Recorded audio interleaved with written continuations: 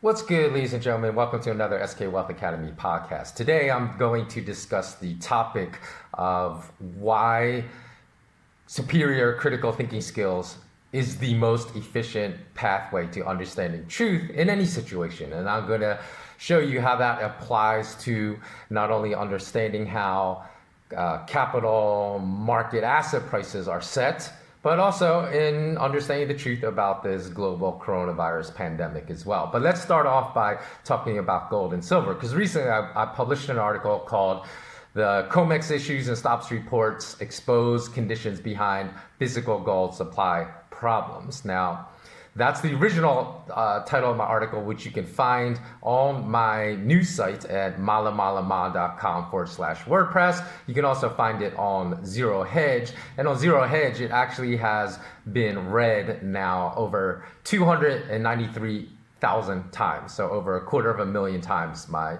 research has been read in regard to this particular subject. So it must be of a lot of interest to people. Now, the original article, that title, there's only 13,000 reads. So if you say, why do you say it was read 293,000 times? Because that my same article was actually reprinted on the front page of Zero Hedge for a while. And in that article, it has over 280,000 reads. But I wanted to always point you to the original source, which is that title, which is my news site at malamalama.com/WordPress, because of course all of my articles are not published on Zero Hedge. So if you want to read all of my articles, you need to bookmark not Zero Hedge, but my news site. And again, that's spelled MAALAMALAMA, exactly how it sounds, malamalama.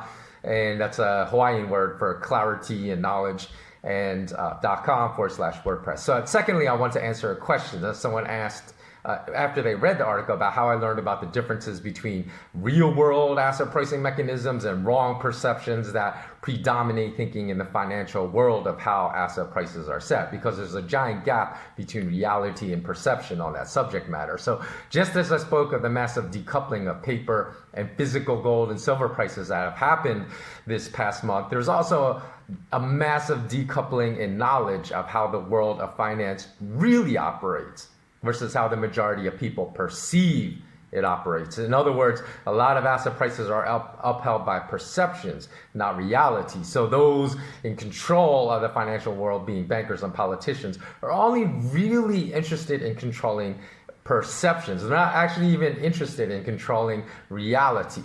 So the false paradigms of how the financial world operates, to which the majority of people are beholden, the reason for this is because these false perceptions are taught within academia. So there's almost nothing that I understand regarding the true operational platforms of how asset prices are set in global financial markets that I learned in a classroom setting. And this is despite the fact that I graduated from an Ivy League school, and despite the fact that I earned 2 master's degrees including an MBA with a concentration in finance. I would say 100% of what I understand about how asset prices are set in the real world, I learned through self-educational pursuits I engaged in over the past 2 decades. So unfortunately, most of us still continue to conflate academic degrees with education, a mistake I made when I was younger as well. So when I was younger, I would often arrogantly and foolishly resort to the false argument of, where did you go to school, when losing an argument, shutting down my opposition by simply pointing out what was considered to be my superior academic pedigree, and the fact that I graduated from an Ivy League school and most of the people I would engage in debates did not. So, but I realized years later that what is considered to be a superior academic pedigree does not necessarily translate into a superior education. And often it does not, especially if someone else is actively engaging in self-education. So unfortunately, however, my opponents also often conceded to such an intellectually devoid argument and admitted defeat as soon as they realized where I went to school. And this is a mistake, and also my 2 master's degrees, which really don't contribute anything to my real understanding of how global financial markets operate today. So this is a mistake that not only young people make, but that middle-aged men and women, and even elderly men and women continue to make today. So they lean on their academic accomplishments of having graduated from MIT, Oxford, Harvard, Princeton, or whatever the top school in your nation happens to be, whether you live in Japan or Brazil or Portugal. And they provide that as proof that they are so-called experts in their field, when such accomplishments in reality served as zero proof of their expertise, as I have already explained. So in addition, as I became much more educated after my academic career ended, as much of an oxymoron as that sounds, I became a victim to such foolish lapses in critical thought as well. When I started publishing articles about the mountains of circumstantial evidence that pointed towards artificially engineered banker manipulations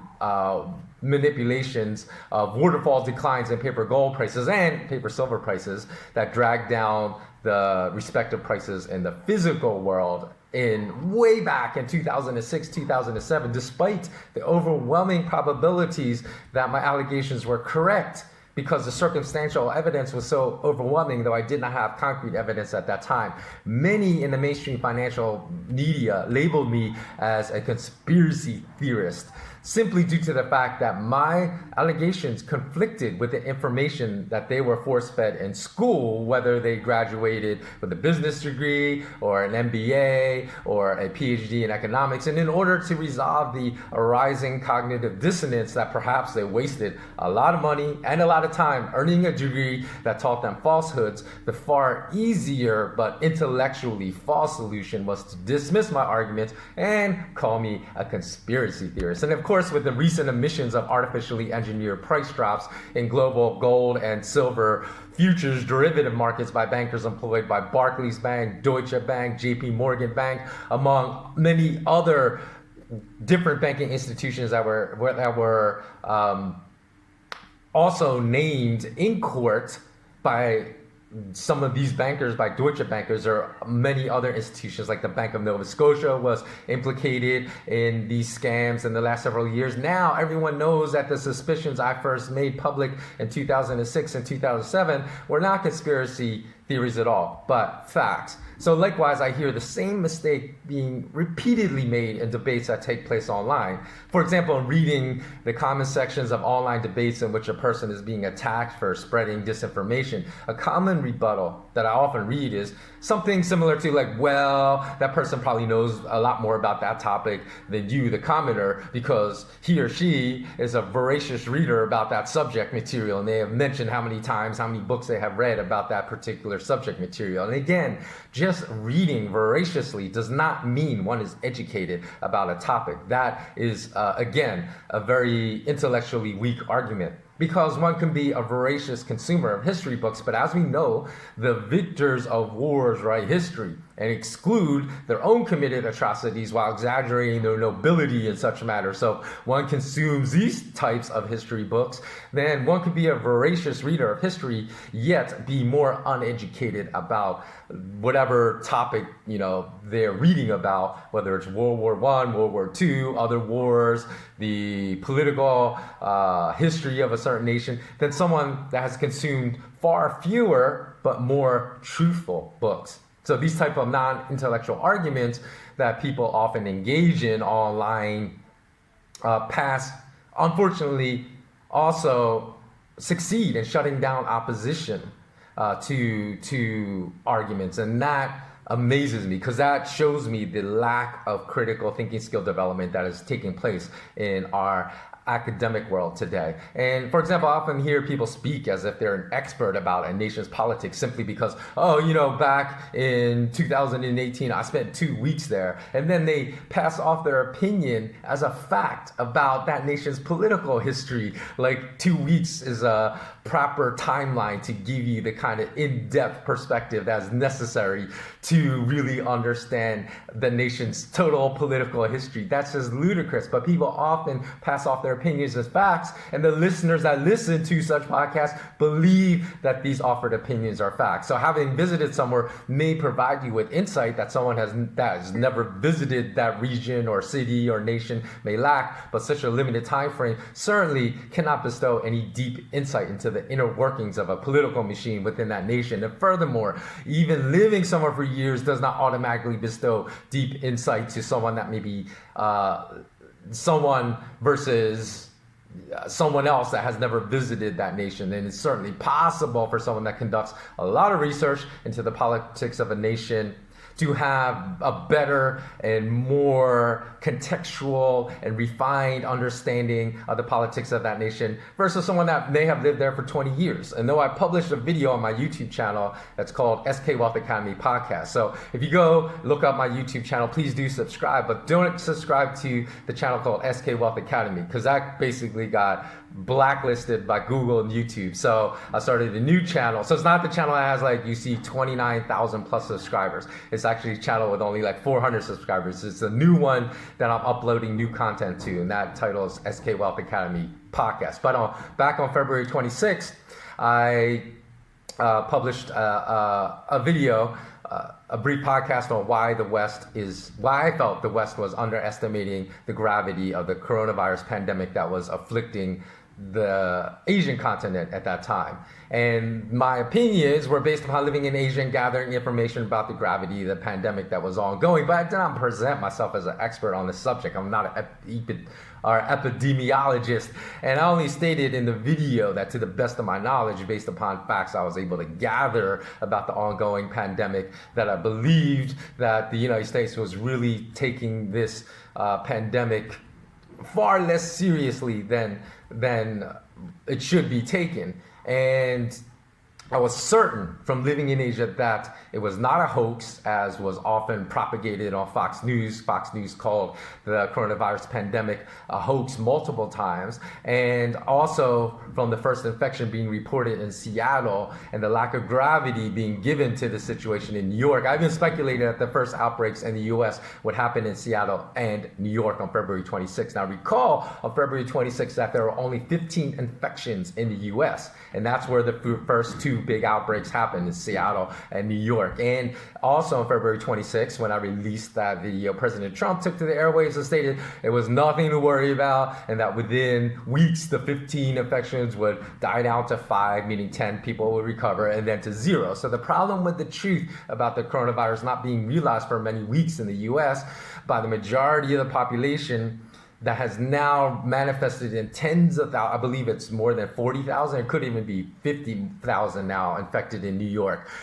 It's due to our tendencies, human beings, to become married to a belief and rejecting all information we encounter that may challenge that belief, no matter how factual the opposition information to our beliefs may be and how non-factual our own beliefs may be. We witness this as human behavior time and time again. So for example, many atheists, not all atheists, because I have spoken to some atheists that challenge Darwinian evolutionary theories, but many atheists have falsely tied their lack of theological beliefs to Darwin's interspecies evolutionary theory. I'm not talking about the evolutionary theory within species, because that has been scientifically proven to be true, like the adapting beak lengths of finches and different changes that has happened within species. That's scientifically proven. But I've spoken to a handful of atheists because they're married to the idea of interspecies evolution as being correct. They literally told me that it is a fact that man has evolved from apes. They don't say it's a theory, they say it's a fact. But the real fact is that science has now provided far more information that makes Darwin's interspecies evolutionary theory so unlikely that scientists that really look at the facts say there's really no difference in saying that his interspecies evolutionary theory and this origin of species, in which he made those arguments in that book. He said those ideas, the scientists have said now there's no difference between saying those ideas are highly improbable and or saying that's impossible. In fact, so they're saying it's so highly improbable that to say it is impossible would make just as much sense. And if you have no idea the science that exists, not theological speculation, but the science and the facts that exist that makes Darwin's interspecies theory so improbable that to say it's impossible would not be wrong, then just research Cambrian explosion. Like, you don't know what Cambrian explosion is. And also, it's just not Cambrian explosion, right?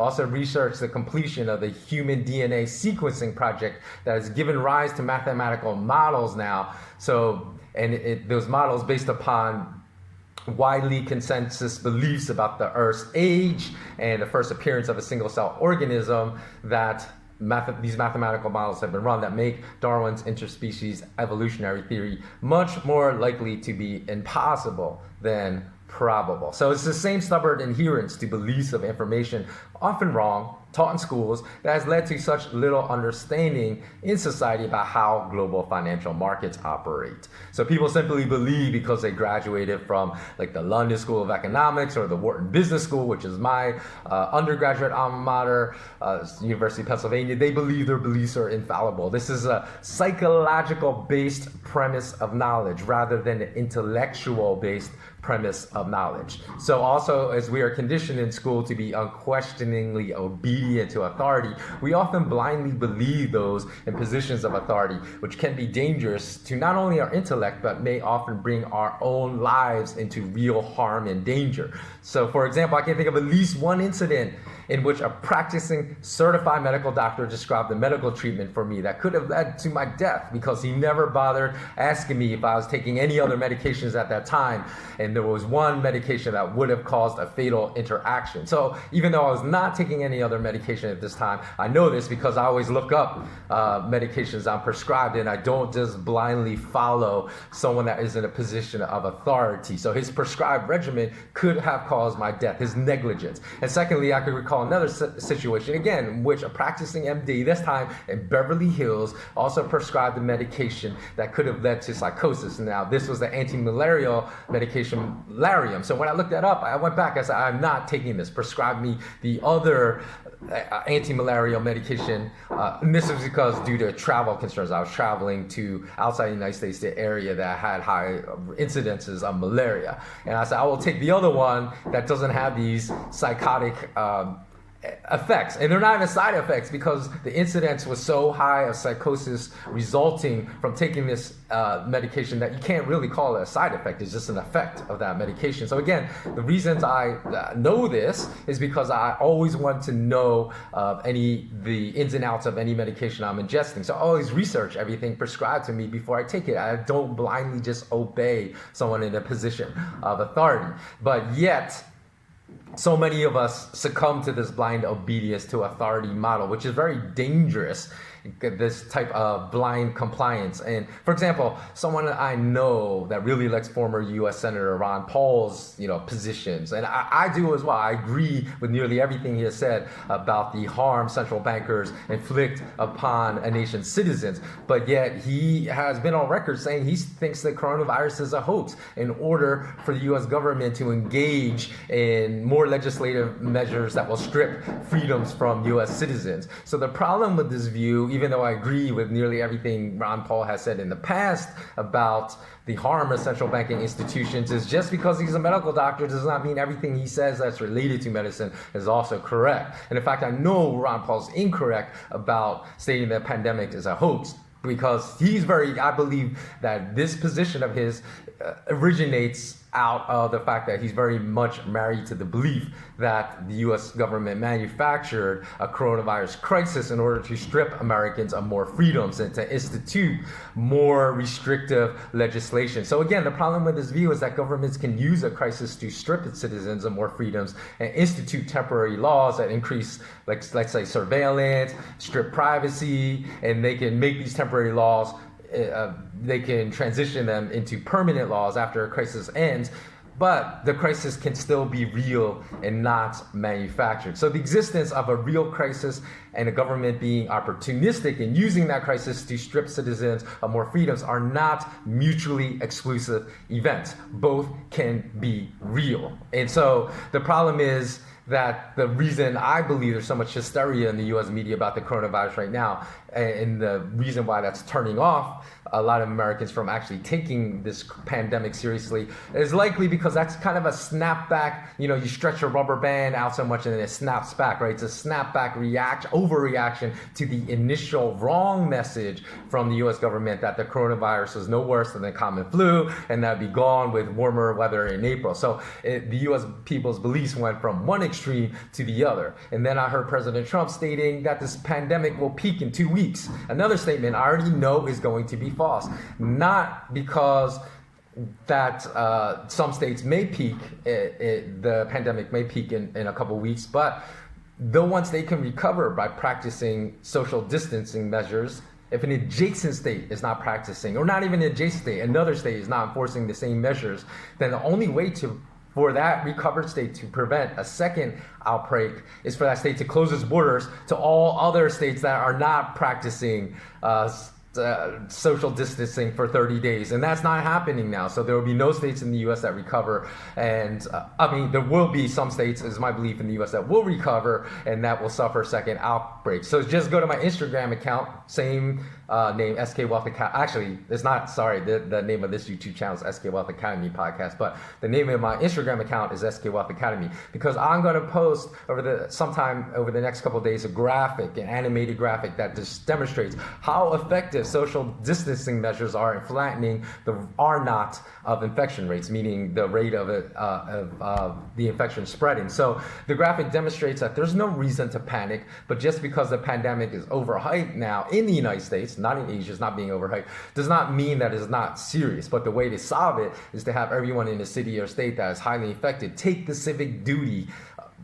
seriously of engaging in social distancing for 30 days. So social distancing will not work if 80% of an affected region complies and 20% do not. So the solution is simple, however, the application is not, because overcoming the stupidity and selfishness of, say, that 20% of a population that will not comply is the difficult part of really enforcing a successful solution. So in the end, the message of this video is that in dealing with any type of panic, whether in financial markets like gold and silver markets or with viral pandemics, the only reasonable path to understanding truth is to exercise and develop our critical thinking skills, a pursuit that is shockingly absent in all academic institutions today. And that is why I made one of the focal points of my SK Wealth Academy coursework the development of critical thinking skills, because without having a highly developed set of critical thinking skills, one cannot make intelligent decisions in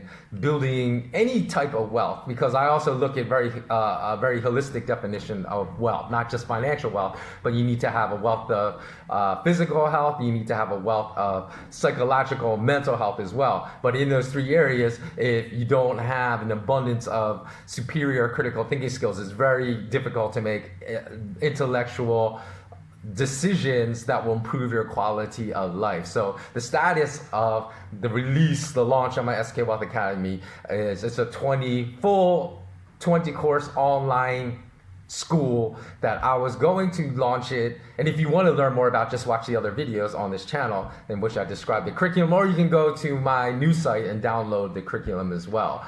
But what I wanted to say is that really the coronavirus pandemic has shut down borders here, so I can't move out of countries I'm in. I can't meet with people as well because of the enforcement of social distancing